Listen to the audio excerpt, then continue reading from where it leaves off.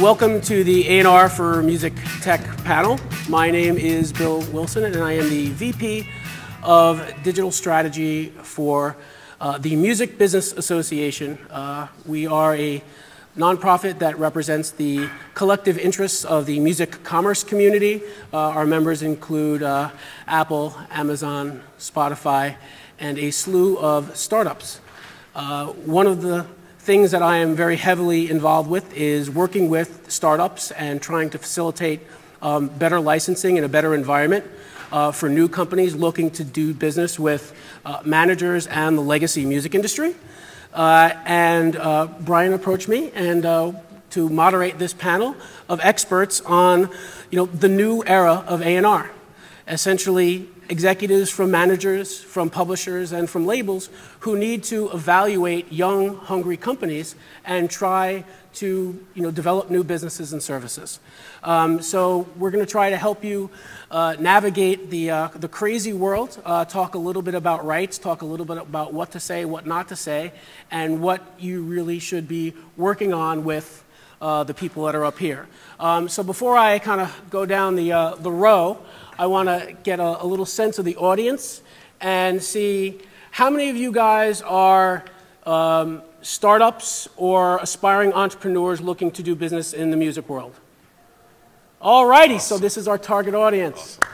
Cool. So excellent. So without further ado, Dan, would you talk a little bit about who you are, what artists you represent, and the last startup that you did a really cool deal with? Sounds great. I'm Dan Crutchkow from Crush Music. I'm the CMO and head of digital there. So what we do, we're a full-service artist management company.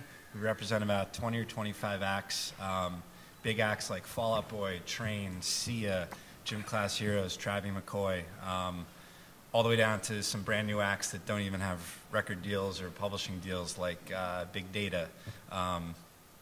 So along with management, what we do is we actually have a rather large marketing staff.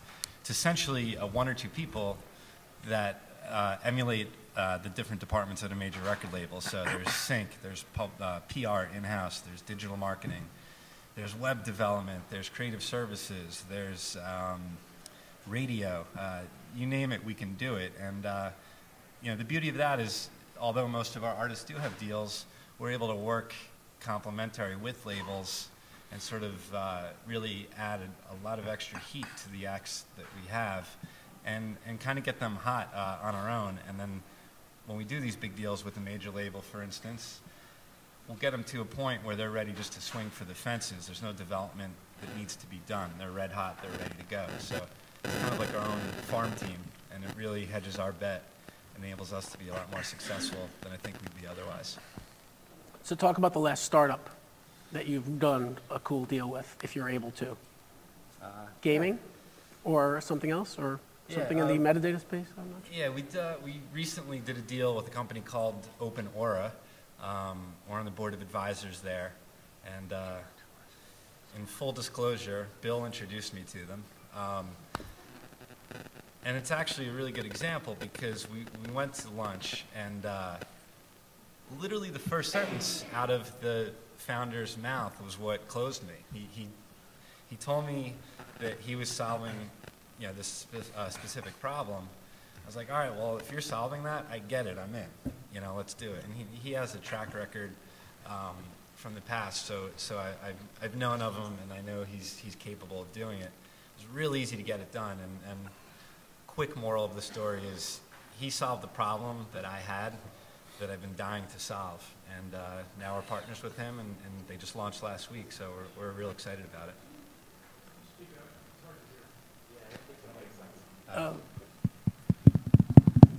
Hello? Hello? Hello? Oh, yours is way louder. Yeah. All right, Can we make his mic a little louder? Sure. We can just share. All right. Hi, my name is Brian Calhoun. I work with an artist management company called the Blueprint Group. And I do digital strategy, business development. I've worked at record labels, distribution companies. I worked at a performing arts organization called Sound Exchange for years. And we represent the interests of some really big artists and some emerging artists. probably the big ones you know are probably Lil Wayne, Nicki Minaj, T.I., and some of the emerging artists who we're working with, like Lil Twist, G-Eazy, Jake Troth, Veronica Vega. So in my role, it's probably similar to, very similar to Cameo and Dan. Is, you know, the way I look at it is that there's sort of a digital component to just about everything that is in the artist world, and that's when I get looped in. So if it's, you know, an album is coming out, I'll work with the label on what is going to be the spend on digital and where are we going to do in advance. You know, maybe we're going to give a stream of the album to a digital service provider in advance of the actual release, or those kinds of marketing initiatives.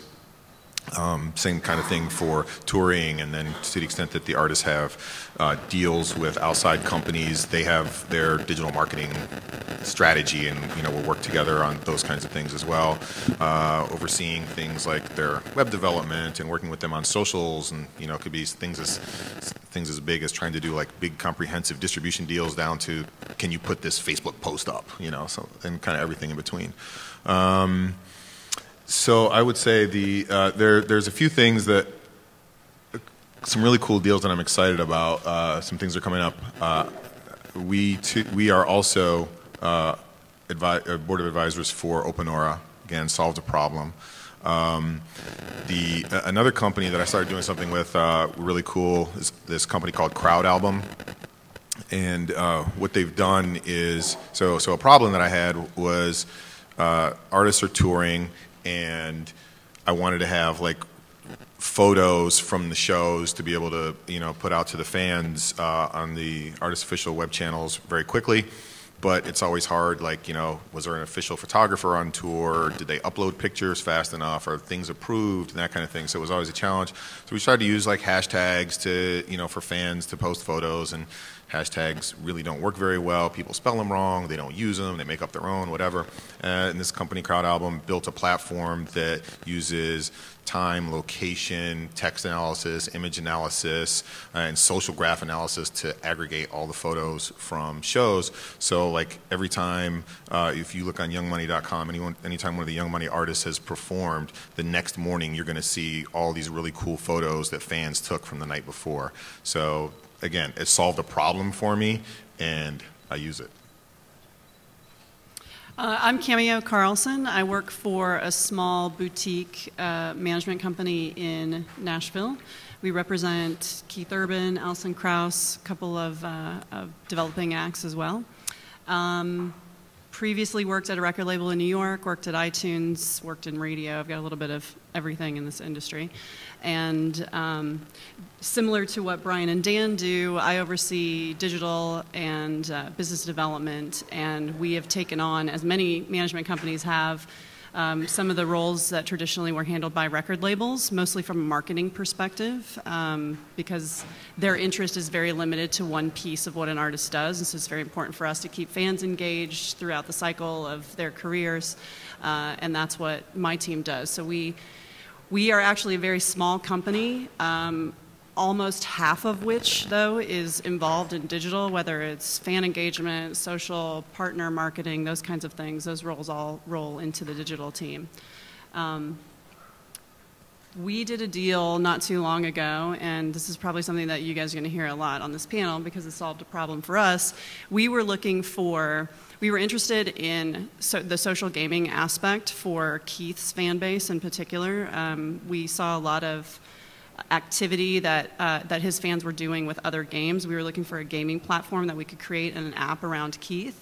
But there are issues with actually having the gaming mechanisms work around music and publishing and those kinds of things. And so what we found was a company that solved two problems for us. One was finding a way to create social gaming and interaction for fans that didn't necessarily involve the music but would allow us to still push out and sell the music. And the other problem they solved for us is that we would not have to pay in advance hundreds of thousands of dollars to do the development for something like this, not knowing if there was going to be a revenue stream on the back end. And so that was what they did for us, and it's a company out of San Francisco called Fanfare Entertainment. Love them, love working with them. Hi, I'm John Van Halla. I am managing partner at Thesis Venture Studio. We're a small, I like the word boutique, mini VC, and we get involved in very early stage companies where we're very much like a small indie label. We get involved at very early stage, want to be early money in and help build companies from the ground up, help them accelerate their growth from, say, seed to A round. And we get quite sweaty and get involved with them and help the founders and the entrepreneurs and the operators grow their business, build their brand, take it to market. That's where we are. I also, with my colleagues at the table, I used to be head of digital new business development for Universal's East Coast Label Group, which included Island Def Jam and Republic Records, and a lot of us share a very common history. And at that role, vetted a ton of music startups and app companies, and I still continue to do that to this day. What we're up to at Thesis, it's named after the goddess of creation, by the way, not a investment thesis. We continue to vet a bunch of music companies we currently don't have any. So, Bill, I haven't done an amazing music startup deal recently, but I'm looking to. So we're super excited that you're all here, and hopefully we can give you some insight as to how to best approach this. Well, and given kind of all of your different workloads, and everybody's heard all of the myriad responsibilities that all of you guys have, and kind of having to keep the plates spinning at all times, when you're approached by a startup, sort of discuss the volume problem, and what's the first thing that comes to your mind to separate kind of the wheat from the chaff? Like, what's the crucial thing? I mean, for me, it rings true as like, what problem are you solving? Is that kind of where it is? Like, what are the other factors that immediately kind of get you intrigued about a company and what they're doing? Dan? Yeah, solving a problem is definitely, for me, the number one thing, because if there's nothing being solved, there's really, for me personally, there's no need for it. Another thing I like to see is I like to see founders who really just believe in themselves and have this spirit about them, almost very similar to the way we look at new artists. I think tech and rock and roll are going along very similar paths. You know, all band members are entrepreneurs. They start at zero and hope to be superstars and make a lot of money and be successful. I think tech is very similar, the app world, all of that. So I think there's the spirit we see in new bands that we bring on. We like to see that in the founder. And, you know, we're not sitting here saying, you know, your idea that you have right now is the idea and that's what's going to make everyone rich and successful.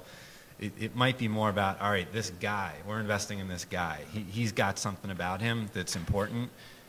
This may or may not be the idea, but let's stick with him. He's going to figure it out. A lot of venture capitalists look at things that way.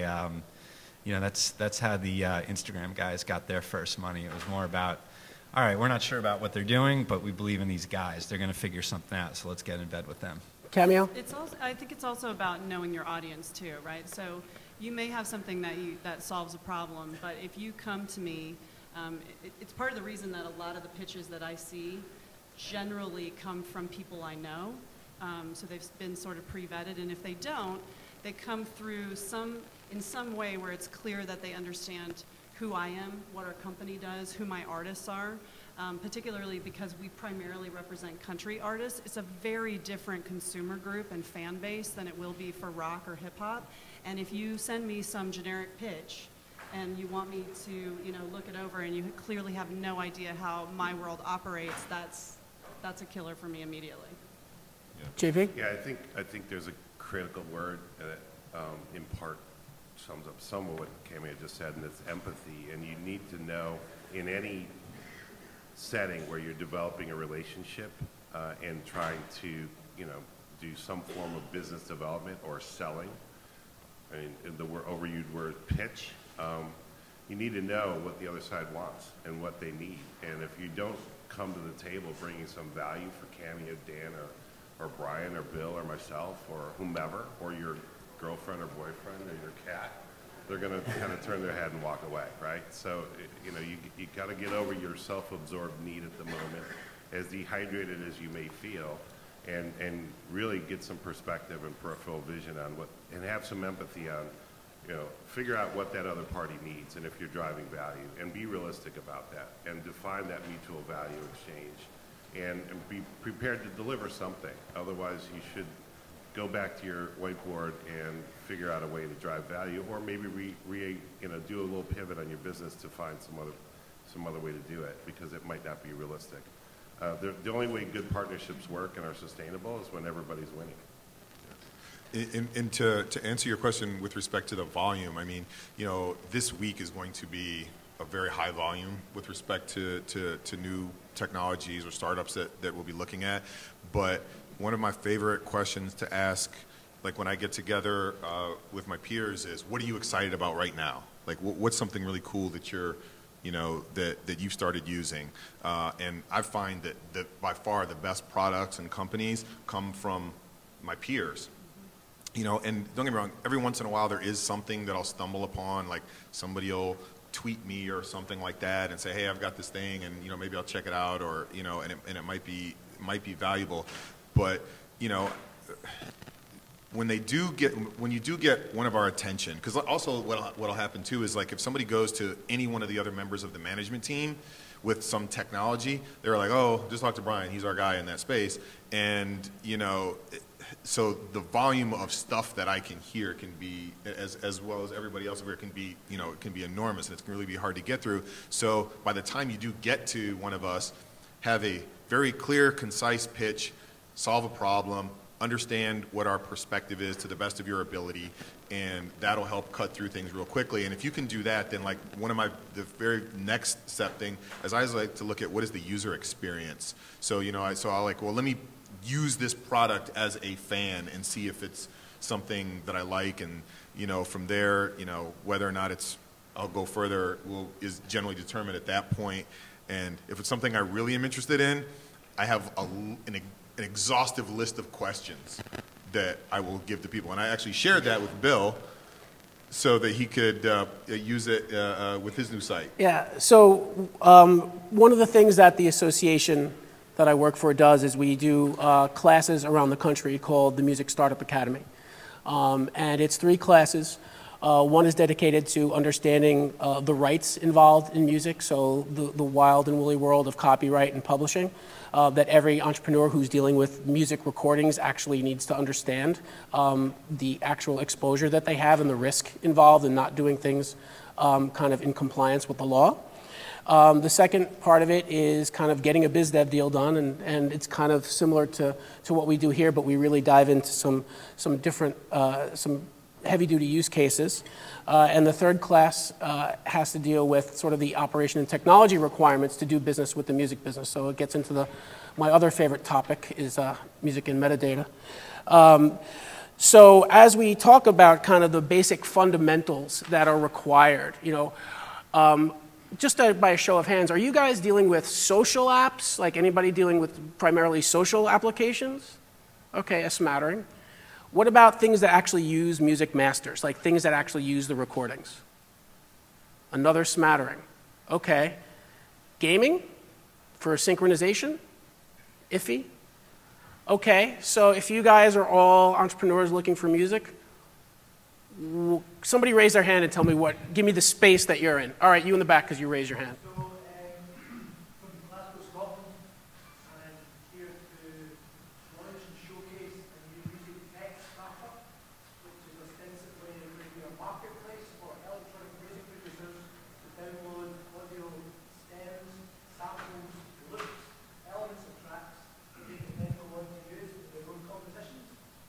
And the rationale behind that is that, as everyone knows, artists and producers in this day and age are looking for new income streams all the time. Even some of the most high-profile artists you can think of are skint, they're looking for new ways to make money. And that's part A of the rationale. But that's where we stop. That's the elevator pitch, right? Yeah, so everybody here, think about his elevator pitch. Is that if you were involved in production, is that something like is everybody's interest peaked from his elevator pitch? Sorry, we're totally yeah, we're throwing Shark you under the Tanking bus a little bit.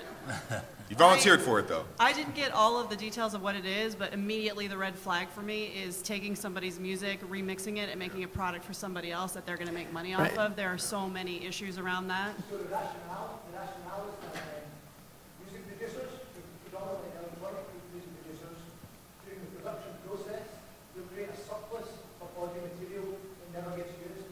There's a good example from Glasgow Slam, where like kind of a production duo takes some techno music. For every track they make, they will produce in the production process maybe 100 loops or stems, of which 30 or 40 end up in the actual track. So they end up with like a massive, ever-growing surplus of audio content which they're never going to use. Sure. All right. So I don't want to. Really good idea. I just want to showcase, like, these are the types of things that come up in conversation, right? When you do a good elevator pitch, right? You have something. What you can, if you have a loud, wonderful intonation, you can speak out loud, I guess. But also keep in mind too, you talk about the rationale. Unfortunately, the music business isn't always rational. If you're, you know what? If you have to take that, you've already missed your opportunity. So sorry. No, sorry. We got to move. No, I mean that's the whole thing is.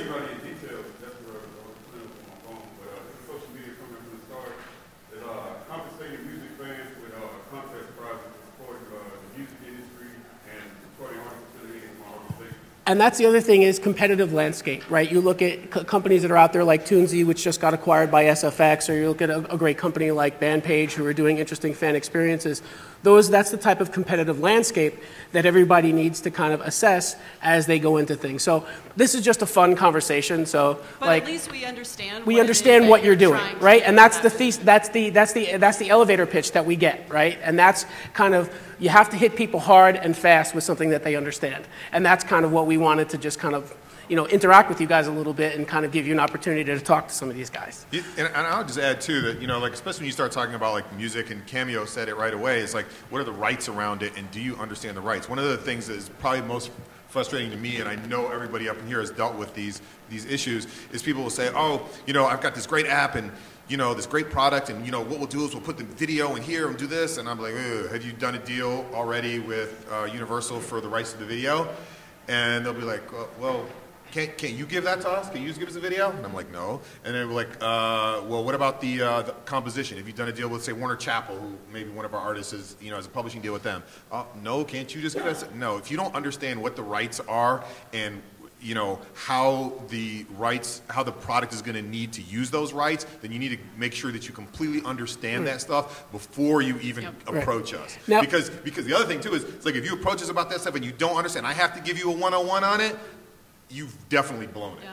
Right. And so of people who are dealing with masters and music, and the pre-recorded, an existing copyright law, and trying to license with the labels, when you look at, even in the U.S., there's a very distinct licensing, definition of products. You have DMCA compliant radio. You have radio stations that are, kind of fall outside of the box of traditional, online radio. You have download stores. You have on-demand streaming, all of which have different ways of being licensed and who has to be paid. But the fundamental learning from this is that there are two rights in every composition. And the first right is in the music that has been recorded and has been played. So you have to deal with the owner of that recording. That could be the artist himself, or that could be the record label. When you get to an artist that everybody knows about, it's probably a record label. And on the other side, you have music publishing, which also deals with the songwriting. And that is an entirely different animal.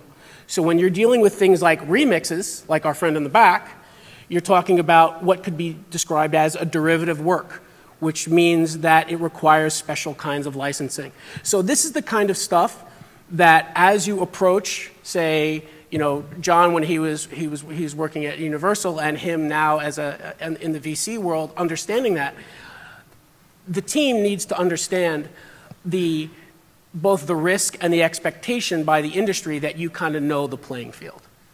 John, do you want to elaborate? Well, I found it super interesting, Bill, when you asked the crowd earlier, like how many of you, can I ask a couple questions? Sure. Let me go back to where you were polling the audience. How many of you in the room are launching a music startup or aspire to? Pretty much everybody in the room raised their hand earlier. How many of you require music rights for master recordings or publishing to launch your business? So there's more hands that popped up now than when you asked it earlier, but still not that very many, which is very different than a year or a few ago. Yeah. And I wonder how many of you are actually certain of that, because it was kind of like, I think I do or don't, but it's still not that many. So I think where you were trying to get to is, if that's not the case, what kind of music businesses are you? And I sort of love this percentage that we're seeing, by the way. I'm going to ask one more question. There's probably others that you guys would want to ask. You know, we're kind of trying to get to what kind of music businesses are you trying to launch? Are you launching, how many of you are attempting to launch music startups wrapped around live, or I actually don't even know the right question because it's just going to devolve. A concert? Yeah. Live performance? Live performance? Okay. What artist creation tools, I guess production tools was something that seems to be, so you, our friend in the back, and, okay, interesting. You know, it goes back to what we said earlier, too, about solving a problem. I think one of the mistakes that tech companies make often is that they think they see a problem, and it may very well be a problem. We are an industry that has a lot of broken pieces to it, but you still have to understand how we currently work in order to truly solve that problem. Because I've had a lot of companies come in, it's a great interface, it's great code, it's a great idea, and they have no idea about the rights, about the publishing, about these issues. And being arrogant and not understanding the industry you're trying to go into, even if it does need to be fixed, is not going to get you anywhere. You really, truly have to understand how we work now so that we can try and help you move us all forward. I think there's sorry to just jump in, but we all believe that great coders are part of the creative community, not unlike a songwriter or a performer in the music space. And in fact, a great business person is a creative person as well. We believe creatives span the whole sense of verticals, right? But if you write great code and you've got a great platform and you wrote great code, that's intellectual property. And I don't think you would just want to give it to Bill and me to run a business off it for free. And therefore, the point is, you shouldn't expect to be able to grab someone else's master or song. And I think we probably hammered that to death, but it's super important if you're going to need to use other people's rights in whatever shape or form they take. Yeah. You need to be prepared to build your business around having the resources to acquire the right rights to do it, whether you're going to be licensing software or licensing music content or visual content. It's super important, otherwise you will not be taken seriously, and you should go back to the drawing board for a bit. And, you know, one thing, I'll take on the Mark Cuban role here and say the industry does have a lot of problems, like Cameo said, and it's really confusing. It's really one of the only industries where the product is owned by two different sets of companies, and it's super confusing. That said, it's actually pretty easy to figure it out. I mean, spend the time to go find someone who does work in the business and to teach you. I mean, you can learn a lot of this stuff in a few hours. These seminars that Bill puts on is a great place, but even if you could just track down one person that'll help you, you'll learn so much so quickly, and you'll step into your pitch so much more intelligent and kind of get past that first barrier. So don't let any of this dissuade you. Let it just teach you a way to approach it. It's actually not hard to learn this information. Just you need to know that you don't know it. One of the biggest things, so we've talked a little bit about the value of the team. We've talked a little bit about the value of, you know, being able to clearly define the problem that you're solving. Let's talk a little bit about kind of the other question that people say is, do you really have a business? And I think that one of the questions that happen that is asked, especially in the label environment when looking to license masters, is, you know, is this a feature or is this a company? And that's something that everybody has to kind of take a hard look at. Are there any kind of like other key, is this a real business questions that you that think that should be answered? Dan? Real important thing is, you know, if you're going to rely on running off the back of another popular service, just say your app is something related to YouTube and everything you do relies on whether YouTube lets you use it or not. I mean, that might be a fun way to start, and you might be able to get some users and things like that. But you can't allow that to be an entire business plan for 10 years or 5 years or whatever. It just, they could shut up shop tomorrow on you, and you're SOL, as they say. So there's a lot of ways you can start like that, but make sure you're looking broad and not relying too heavily on one place. Maybe you can rely on 4 or 5 places if that's the sort of concept behind your thing, but real important not to rely on one. Anybody else? It's a huge pet peeve to me if I ask you what the business model is and you either don't have one, you can't articulate it, or your business model is we get to scale first and then figure it out. Because there are so few companies that works for. And sometimes what happens is there may be a need, but that need may not be a business. And it is incredibly important that you understand a business model from the beginning. It's really hard to put revenue around something that didn't have a revenue stream in the beginning after it's gotten to scale. Right. And I would also add, too, that it's, you know, I'm very cautious about doing things with our clients and, you know, getting vested with a platform, not even money, but just using some platform that might be out of business in 6 months. So I want to know that you guys you're going to be around in 18 months and, you know, 2 years, because I suspect everybody up here has had this problem at one point. You started using some platform and they go out of business, and then you're kind of stuck with like a bunch of dead links or something out there or whatever, and that can be very frustrating. Another thing too that just came to mind, I've seen a lot of people get stuck on their first idea, like, oh, this is the idea we came up with, this is what we're doing, and they refuse to change, they refuse to call the audible and do something different. You know, I'm not saying you have to change, but you really should be open to it. You should look at the opportunities that come in and say, well, oh, wow, this happened, but that's not, we didn't expect that, but wow, that's big. Why don't we kind of go over that way now? You know, maybe you still stay the course this way, but you put some effort over here too.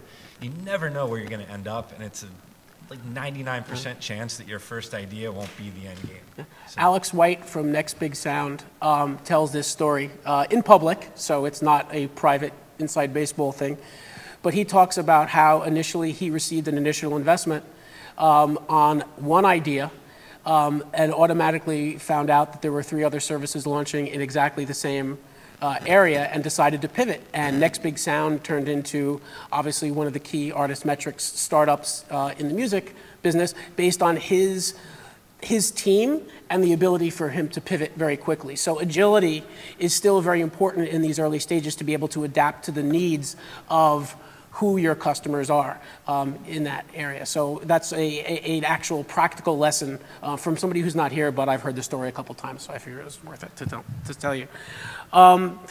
So as we kind of move forward through, I think we talked a little bit about the BD fundamentals and a little bit about masters and recordings.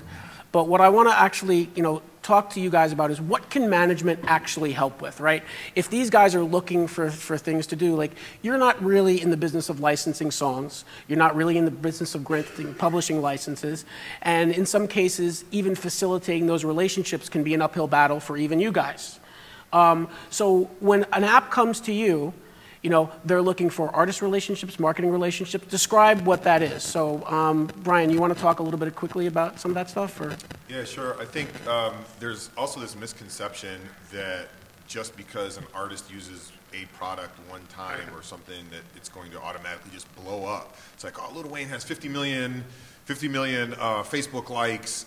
Man, if he just, starts using this thing, then, we're the next Instagram or whatever it is. And, it's generally... That's not the case.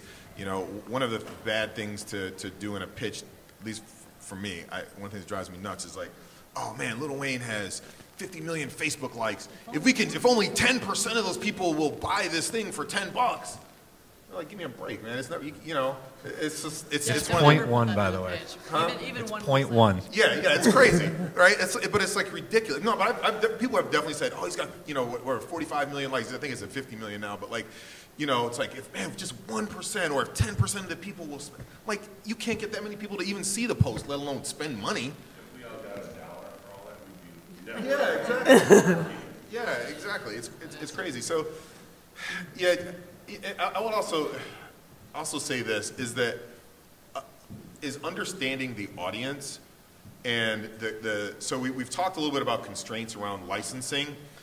about music licensing, but you have to understand that there's, in the entire music ecosystem, there's all these different people, and we work together, and you may want all of the companies to use your product. So maybe it makes sense for tour promoters to use it makes sense for managers to use it makes sense for record labels to use it, and publishers to use it, or whatever. But that doesn't mean that the pitch is the same to every single one of them, right? Like, we all have our own separate constraints and motivations. And understanding the nuances there can be a huge difference with respect to how well you are going to be received by any one of us. So, like, John at Universal is going to look at a product differently than, even though he's not at Universal anymore, but like when he was there, he's going to be looking at a product very differently than one of us would in the role of representing the artist. You know, because their primary thing at the label is generating revenue off of the sound recording, right, off of the master. While artists want to do that too, that is not the only motivation that we have. We have other motivations and incentives. So understanding like what we want versus what the merch company wants versus what the touring company wants is really important in terms of being able to pitch your product properly. So I think as we kind of talk about the due diligence that's necessary to step into a meeting with a record label or a publisher or a manager, right, who can offer a marketing deal or, you know, potentially the opportunity to go viral, right? We have to talk about the way you pitch. And, you know, one of the things, this is me putting on my trade association hat, is a couple of months ago we launched something called the Music Startup Network. It's at musicstartupnetwork.com.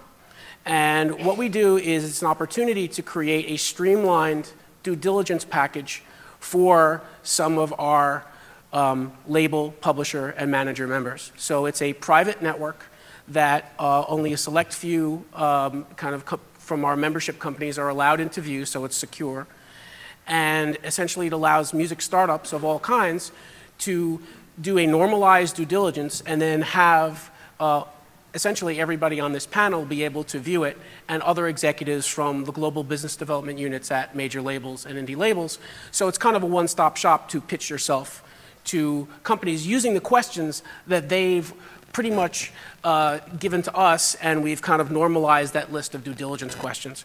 You know, and it ranges from, you know, some of the things that we talk about are, you know, what do you fit in? What's your business model? You know, who are your founders? The basic stuff that even like a Techstars but we are focusing on creating content and artist relationships as opposed to money. And that's one of the things that we do. What are some of the other key questions that you guys like to have answered in the documents that people provide you, and what kind of stuff should they be bringing to you? You know, the old school business plan in a backpack is not really what people want to see anymore. So when you see a pitch, what do you want to see, how long it should be, like what do people need to actually do? Because I want everybody to kind of take notes on the bullets that you guys are going to throw at them right now. I definitely like it to be short. I like there to be a link to some kind of demo or working version of what you're working on if possible. If it requires a demo and you can't put the crux of what the business is in one slide, I'm probably out. Yes. I'm just being honest. And if you try and go down the path of being overly built up with the business model, as in sending me projections, if it shows that you're making $17 million by year 2, also out.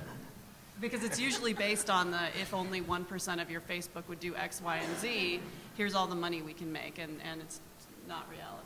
But for me, it's if the first slide has a typo, if I can't figure out what the business is, if I can't really get to something quickly, if it does require, some things require a demo, I understand that, but you need one sentence that tells me what the goal of the business is. If you can't tweet it, you shouldn't be pitching you? Is that kind of it? So the For tweetable. me, I just don't have time. But that's the thing, right? You have to, there's so many startups out there who want to have your attention that that single headline is what grabs you. I'd say one thing that's like super simple that I wish people would do, like, because you know you can't meet with every single person all the time, but if your product is an app, film yourself using the app and say you do this, and it can be super low tech, it doesn't matter. Just have somebody over your shoulder you can do this and swipe through and make that like a 90-second video and send me the link to that. That's awesome. Another thing I'd say too is one of the things I do once my interest is piqued, I like to send the idea or the pitch deck or whatever it may be, the materials, to some of our artists. Pete from Fall Out Boy is super tech savvy. He's been online since day one pretty much, and he's a great gauge for me. Like if I like something, I'm going to send it to him, get his vibe on it. Because at the end of the day, I'm not telling them to use these things that you guys build. I'm saying, this looks cool. You check it out. What do you think? If the artist likes it, okay, then we got something going there. Because you can't force anyone to use anything, and ultimately, at least approaching my company, a big part of it would be getting my stable of artists to use the app, because that's what's going to create the buzz and that sort of thing. So, I think we're busy. An artist has internet like 4 hours a day because they're in some crazy country in Europe touring, and the hotel's internet doesn't work, and to see that maybe it's only on their phone, and it's got to be real concise and simple for them to see. Like Camia said, having something that actually works that you can see with one tap or click, or a little video that's a minute long, and that's priceless. That could make you win. Just that right there. And that one sheet version is critical once you get past that initial stage. Because most of the reason that you're coming to us probably is that you really want to get to our artist, and you're hoping that if our artist gets invested in something, that will help move you along. So you have to be prepared with that next layer, which is the one sheet that can go to an artist in a way that they can really understand it. It's got to be concise. And is it also kind of not using a bunch of acronyms and things like that? It's kind of, the inside baseball I know of the metadata world is fraught with like true geek speak. Yeah. So being able to kind of put that into normal language for people who don't do some of those kinds of jobs on a daily basis is probably important as well. Photos, like these are good things. I like infographics for artists. It's very clear and. And this might sound a little superficial, but again, it's first impressions, right? You like a photo on Instagram because you look at it for a third of a second and deem it cool. That's how artists think too, and that's how we think. It's like, make it look great. Even if it's not your final product, just make that one slide or that one picture of your app or that one little demo, just really make it look great, and exciting and interesting. It's pretty important. Yeah, I think it is super important to, like Dan used the phrase solving problems. So you need to talk, and I often use this phrase, how are you making people's lives better? We're basically saying the same thing. And it's either how are you making the consumer's lives better or the business partner's lives better. And it could be an artist or the label or a strategic partner, a brand, whomever you need to help grow whatever your product idea is. And then what Dan just said is absolutely critical. Like, you may be a product coder team, and each startup is different, right? You may be a product-focused coder team, and that's awesome. And there is no wrong answer, by the way, on how I'm describing this. That might be your focus, but you might need some brand love help and someone to help you tell your story, someone to help you gloss up on the design side what your deck is and how to write your manifesto and what you believe in and the language that you choose. You should go get that help. If you're just a brand side team, you absolutely need some good coders. If you're just an MBA, you need some good coders and some brand love. So you need to understand your own limitations, your own intelligence. A big part of your own intelligence should be to know what you don't know and to know where to go find it. It's not these guys' job to solve that problem for you, nor is it mine. We are as nice as you can get, and I know them very well, and they're super nice people. But their time is limited, and they can only pass so much through to their artists, and same for myself. So you have to know what you don't know, and know your strengths. Like, think about it like SEAL Team 6. Everybody's a freaking expert at something. Go find an expert that can help you with your deck. Go find an expert to help you with your UX and your UI, and go find an expert to help you talk about your brand properly, not just in your deck, but in your UX, UI, on your brand, and how you speak to your consumer. Because then when Dan shows it to his artist, it's going to feel like something actually people could fall in love with. And if you cold call by sending an email, you found somebody's email online or through LinkedIn or whatever, please don't have it be 27 paragraphs on what it is you're trying to do. I always recommend that, even though it's, I like things to start with people that I know. If these guys send me something, I'm going to look at it for sure, right? If you can go on LinkedIn, if there's anything that you can do in a networking sense to find somebody that you might know within your circle that knows one of us, that's also helpful. Doesn't always work that way, and I'm not saying I don't take cold call pitches, but if you do, I don't want your life story in that. I want you to tell me that you're reaching out, you're excited about this, here's the demo or here's the link, because otherwise it takes too much time. Yeah, a bit of an extension of this. I don't know if we want to go down this path. I mean, it could be a much longer conversation, but to the extent that you reach out to any one of us and say, you know, we would like your artist to use this product and we're willing to give you a little bit of equity, you know, have a sense of what that really means. You know, you know, and I know that there's been a history of some artists, like, you know, kind of trying to bully tech companies and taking, you know, larger pieces of equity than they probably should, and then not delivering and doing something. But at the same time, if the artist is going to commit to doing something, it's got to be something that ultimately is going to be worth their while. So number one, the artist's only going to do it if they really believe in the product. But then at the end of the day, there should be a real benefit for them doing it. So, you know, if you think your company is going to sell for $100 million in 2 years, you know, offering one of my clients 0.25%, and all they have to do is X, Y, and Z twice a week, no way is that happening. You know, to maybe make $250,000 in 2 years, man, get out of here. Nope, you know what I mean? I could never go in front of one of my clients with a pitch like that. So we're getting to is the juice worth the squeeze conversation, right? And that is kind of always what it is. Like, you know, artists have limited time. They are they understand their brand and their worth, right? You know, in order to achieve scale and to create a direct relationship with an artist, sometimes it's about solving a problem, and sometimes there's also saying, what's the upside? Right, and everybody understands that people are strapped, and everybody you know, and money is very limited. So while, you know, perhaps there's no specific cases to give, are there any general pointers with respect to kind of deal expectations that can happen? Maybe not from your experience, but just say from your collective experiences and what you've heard out there in the world. It's kind of all over the map. Yeah. I mean, it really depends. You know, sometimes we have a couple of artists. Michael Ferranti is one of our artists. He's very plugged into the tech world. You know, he lives in Silicon Valley. He will find things that he's just really excited about, and that uptick isn't such a big deal for him. Others, you know, the equity matters, or if there's some kind of benefit to using it, but they're really all over the map, honestly, for me. Yeah, same with me. From 0.25% to, you know, 10+%. Yeah, and I think it sort of depends on, like, you shouldn't go in with, this is the deal, right? It's like, do you like it? Oh, you like it. All right, let's figure out a deal, right, that works. Because, you know, these guys just said it. It's what Lil Wayne wants is going to be different from Fall Out Boy, from Keith Urban, you know.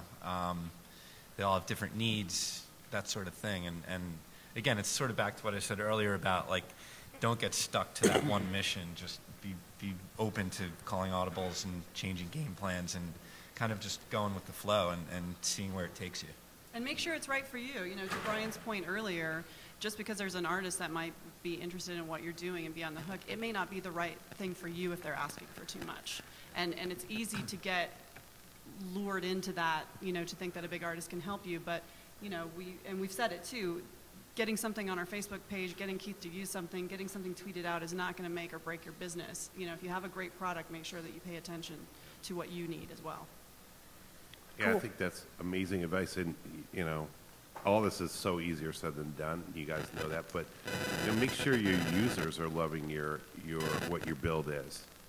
And before that, you come to Cameo, Dan, or Brian, expecting their artist to pour gas on your build and your because if you can't have that as their solve. Your users already have to love what you're doing. It has to be solving your customers or your consumers, making their lives better, solving that problem somewhere. And that form of wherever you are on hopefully a hockey stick at some point has got to be happening. Then you can come to Cameo and say, hey, I've got this going on. If, you know, we have a real business case. And in a way, she's almost like an analog to a big Series A investment where they want to pour gas on something that's already proven, it's validated, and now this explodes it, as opposed to something that's try and test mode. That sentiment's kind of blown up. That bubble burst a few years back, where artists like got enamored with audience equity deals and nothing happened. Let me add one thing, is real quick, is that we tell people, say, this is your dream. This is not our artist's dream. This is your dream. So just keep that in mind. Yeah. And as an example, I think everyone here may or may not disagree. I thought the Rap Genius guys did a really good job with what John just said. You know, they built something cool. It was way better than all the other lyric sites, and they got it hot before they really started getting in the mix with everyone. And okay, sure, I'll work with you. That's great.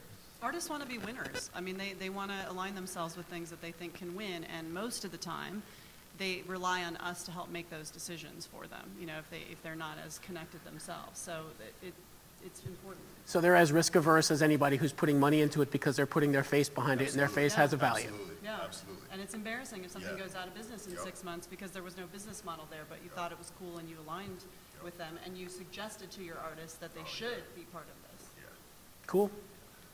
Excellent. So we have a couple of minutes left, and I wanted to see if there is any questions for our auspicious panel. Microphone? You want to step up to the, yes, just line up behind the mic if you can. That'd probably be the better thing to do.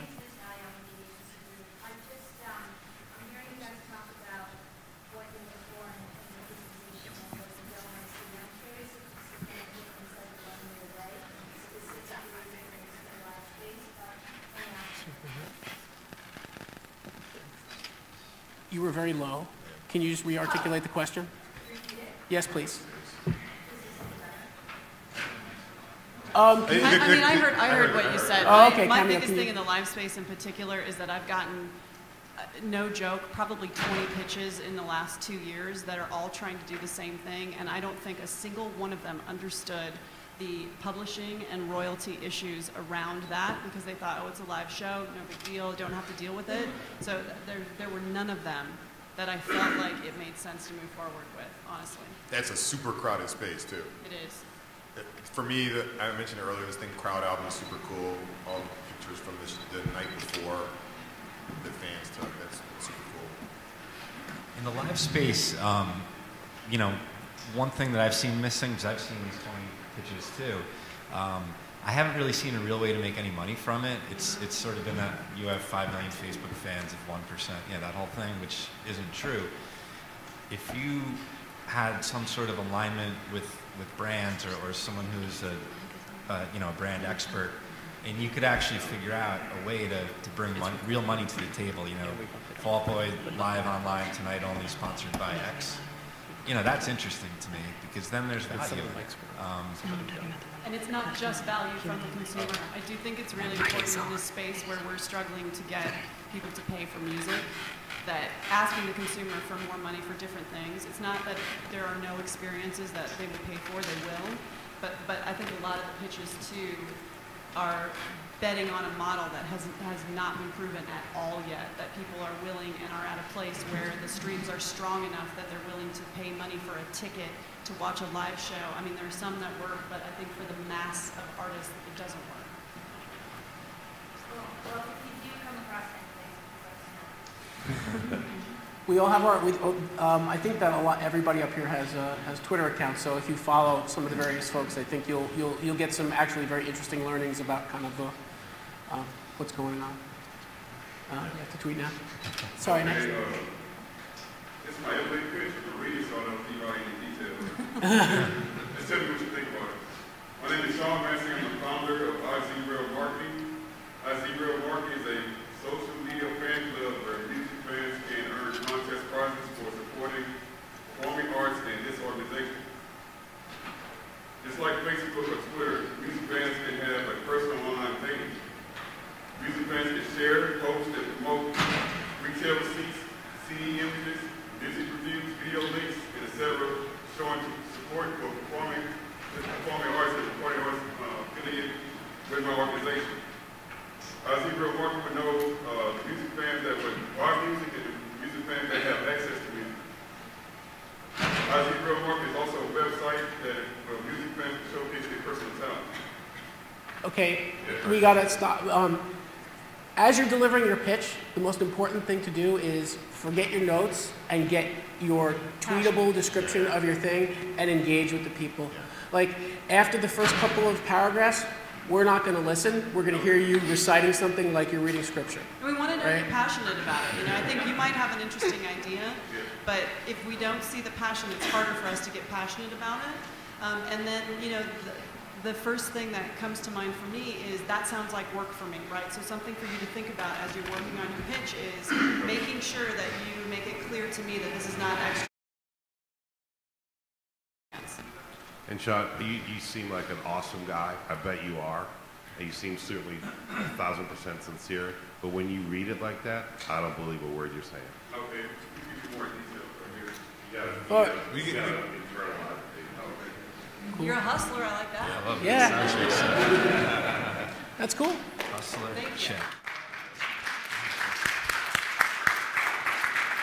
Yeah, you're passionate about what you're doing, so it's kind of like, we can see that. It's cool. Like, you don't have to kind of like, I talk, you know, I would say I talk out of my ass half the time, but it's kind of like, I kind of, you know, express yourself. It's cool. And yeah. Sean, get you know, this we'll down check this to out. Yeah, three or four pages that give me the absolute bulk of what your company is about. YouTube is a go to YouTube for IC marketing, and you see like so work. Yeah, don't make us work. There's stuff in here that we know that like major record labels are cutting staff. We know that. Again, know your audience, right? Yeah. All right, we got to get through a couple more, but thank you. But thank you. Yeah, Yes, definitely. in very general terms, I hope this might be useful to more people in the audience than just me. In your own experience, again, it's in very general terms, in terms of an e-commerce marketplace type website, pay-as-you-go versus subscription model, what's your experience? Pay-as-you-go versus subscription. Is that you're asking like iTunes versus Spotify or Beats or something like that? Just in general, as like a financial model for revenue, in terms of any website, like Spotify, iTunes, any online marketplace, do you have experience of a pay-as-you-go model? What we can say is that the subscription side is growing rather significantly. And obviously, you know, people still are reluctant to pay, as Cameo mentioned before. So, you know, it depends on what you're offering, right? So, right, but, you know, we see the will of the customer, and the will of the customer is that they're moving away on that side from the ownership model, and they're moving more towards access, right? It's Hulu, Netflix, Spotify, etc. And the trick for artists is to figure out how to monetize what are hundreds of thousands of streams to going to millions of streams to going to trillions of streams, because ultimately that will be the long-term salvation of the business. And interesting integrations like Beats is doing with AT&T, all of those, and what Cricket had done originally with Move Music was really interesting, and that shows the power of what subscription could be. But then again, if you have an artist-to-artist service, that might fly out the window. Like, And this is something that you need to figure out based on who your target audience is. Exactly. So the American methodology is based on the kind of agile approach and strategy, which we touched upon. So we're thinking when it comes to beta testing, we have the option. There's a pay-to-go and a subscription. Let the users kind of kick the tires of the site, find out what works best, see what people kind of want to get about. Would you recommend that? 100%. Yeah, try things out, see what works. And Test, change, iterate, change, and that's yeah. If you're willing to get all the rights that are required to do those, because they're very different rights, then I agree. We have two more quick questions, and we're actually at time. So if you have a quick question, please answer it. Ask it. My name is Sandra. And our startup is called Twig Music. It's actually a social marketing platform that we built specifically for the music industry. So just so you guys know what it is, artists, labels, music managers, and digital agencies now have the chance to launch self-serve music campaigns on the list. And my question to you is, how important or powerful are case studies to you, as well as who the other artists are, or other companies, labels, etc., that use the platform? Because we've been live and we have some great case studies and great customers. I like the case studies are critical. a lot. Case studies matter, but if it is an outlier, if it's very clear that you only have one case study where the numbers look like this, I want to see the rest of the metrics. That's important to me, because you might have one Katy Perry that skews everything one direction, and you know, and I can't tell whether it's viable. Great job. Yeah, it was a great pitch, though. Heavyweights using it, that also. Yeah, definitely. It helps. Yeah. And know that we'll call those people too. Like, don't say that Keith Urban is using it, and then I call Cameo, and she's like, oh, God, we use that thing, it sucks.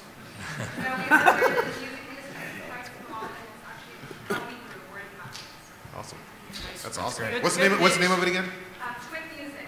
Cool. Twit? Twitmusic.com. T-W-I-T? TWIT Music.com. Cool. Cool. Excellent. By Thank the you. way, having something that's really easy to say and spell and understand as far as the name goes is pretty big. Yeah, we got lucky with